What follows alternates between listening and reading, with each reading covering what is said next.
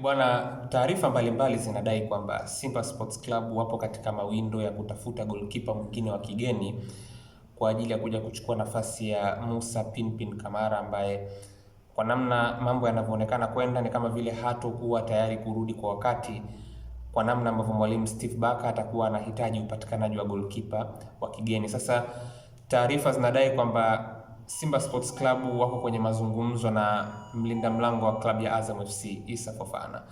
Taarifa zinadai kwamba Issa Fofana ni target ya Simba Sports Club. Na Issa Fofana, hii sio story mpya kwa watu ambao pengine wamekuwa na ufuatiliaji zaidi, watakuwa wanagundua kwamba interest ya Simba Sports Club kwa Issa Fofana haijaanza leo. Yaani haya mazungumzo hayajakuja tu out of nowhere.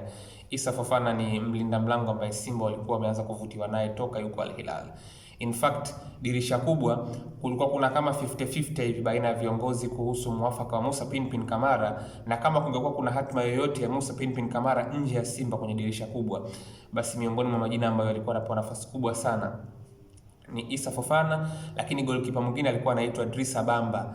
Haya ndo majina ambayo kwenye dirisha kubwa yalikuwa yanazungumzwa kwa ukubwa sana kwa ajili ya kuja kuchukua nafasi hiyo endapo kungekuwa kuna mabadiliko katika kikosi cha Simba kwenye eneo la goalkeeper. Sasa kwa kusema kwangu hivyo, hapa nilikuwa nataka niweke bayana situation ya Issa Fofana ndani ya kikosi cha Azam FC chini ya mwalimu Florai Benge. Unajua kidogo inaleta ukakasi kuona mwalimu ambaye amekuja na mchezaji alafu huyo mchezaji akawa hapati nafasi. Inawezekana kuna baadhi ya mashabiki wa Simba hivi sasa wanaposikia taarifa za Issa Fofana kuhusishwa na kikosi chao, swali la kwanza linakuja kwamba kwa nini hata huko aliko hachezi mbele ya watu kama kina Foba, hata kwenye Mapinduzi mbele ya mtu kama Manula, hata kwenye kikosi ambacho kimekwenda kwenye Mapinduzi alikuwa kwenye mechi zile hakujumuishwa. How come huyu mtu? Ukweli ni kwamba mimi kwa nafasi yangu nimejaribu kwenda kufanya research. Unajua kuna vitu vingine hatutaki tu kuvizungumza juu juu katika namna za kufikirika ama namna za kudhani, wakati vyanzo vipo kwa nafasi yangu. Na mimi nimejaribu kwenda kufanya utafiti wangu, na kwa mujibu wa chanzo changu ambacho kina undani wa hizi taarifa ambazo ni za uhakika kutoka katika kikosi cha Azam FC, huyu mtu bwana ananiambia kwamba mwalimu Florai Benge huwa anapendelea zaidi kutumia wazawa pale ambapo wanakuwa wanaonyesha performance nzuri.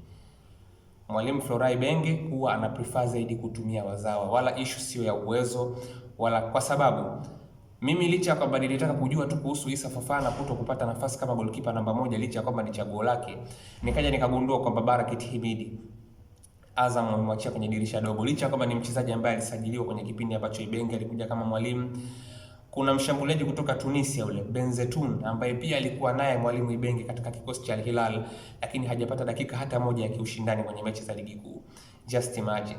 Kwa hiyo nikawa najaribu kukaa, nilipotengeneza hiyo picha nikaja nikagundua kwamba kwa kiasi kikubwa sana ukijaribu kutizama hapo ni kama vile hawa wachezaji, kwa mfano kama Barakat Himidi, kwa watu ambao walibahatika kumwangalia mwanzoni mwa msimu alipopata nafasi kwenye mechi kama mbili za kwanza za ligi hivi na hata kwenye michuano ya kombe la shirikisho hatua za awali, ulikuwa unaona kuna mchezaji pale, yani watu wengi walikuwa wanakubali kwamba yule jamani bonge la winga ni mchezaji mzuri, lakini issue ambayo ilikuwa inaanza kumtoa taratibu kwenye macho ya Ibenge sio uwezo tena, manake hapo ni issue ya kwamba Sopo alikuwa anaperform katika kiwango ambacho ni kizuri, Idinado alikuwa anaperform katika kiwango ambacho ni kizuri. Kwa hiyo nikawa najaribu kuunganisha hizo doti. Mtu kama Benzetun ukijaribu kutizama pale kwenye eneo la namba 9 una Jeff Tebola Kitambala, una mtu anaitwa Nasor Saadun, ikawa kama kuna kupishana mwanzo hivi. Kwa hiyo unakuja unagundua kwamba hichi kitu kweli kinaweza kikawa kina make sense, kwa sababu kama hoja ni kuwekwa nje na Foba, kwa nini hata kwenye michuano ya Mapinduzi Issa Fofana asidaki?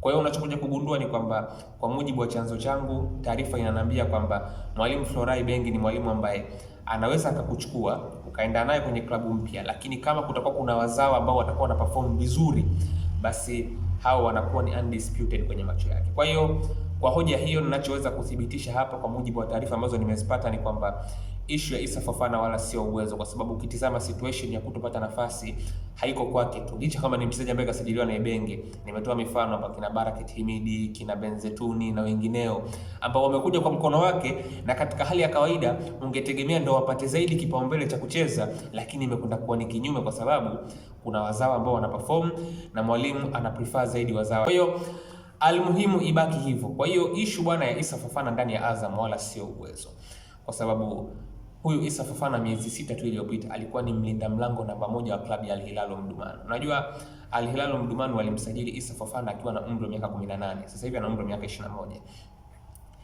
Hichi si kitu cha kawaida kwa klabu ya daraja la Al Hilal Omdurman. Tena hakusajiliwa kama backup. Alipokuwa anakwenda kusajiliwa katika klabu ya nchini kwao ya San Pedro kutoka Ivory Coast, Issa Fofana hakusajiliwa kama mlinda mlango wa kuja kukaa nyuma ya mtu. Yaani hakusajiliwa kama understudy kwenye lile eneo.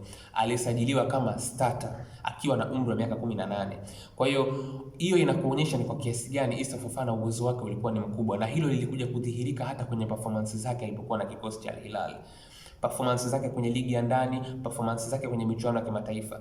Huyo mchezaji msimu uliopita Issa Fofana alikuwa na wastani wa kuokoa michomo kwa 80.2 ya mikwaju ambayo ilikuwa inaelekezwa kwenye lango lake. Performance yake ilikuwa ni ya juu, hata katika mechi ambazo zilikuwa zina pressure kubwa, bado ni goalkeeper ambaye alikuwa anaweza kutoka na rating nzuri hata Al Hilal walipokuwa wanapoteza hiyo michezo ya kimataifa.